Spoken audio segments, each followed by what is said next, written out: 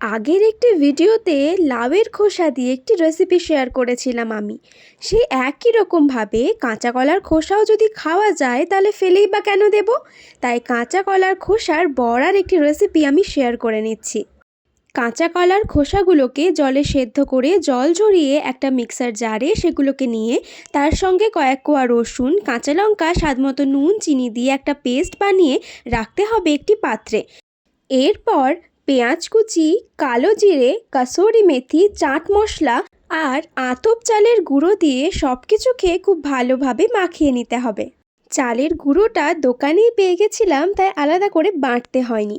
যদি দোকানে না পাওয়া যায় তাহলে আতপ চালটাকে বেটে নিলেও হবে। এরপরে কড়াইয়ে সাদা তেল গরম করে নিয়ে গরম তেলে এক এক করে ভেজে নিলে কাঁচা কলার খোসার বড়া একদম তৈরি। এরপরে আর কি, শীতকালে গরম ভাতে এমনভাবে বানিয়ে কাঁচা কলার খোসার বড়া একবার খেয়ে দেখুন না। আমি কথা দিচ্ছি ফাটাফাটি লাগবে আপনাদের।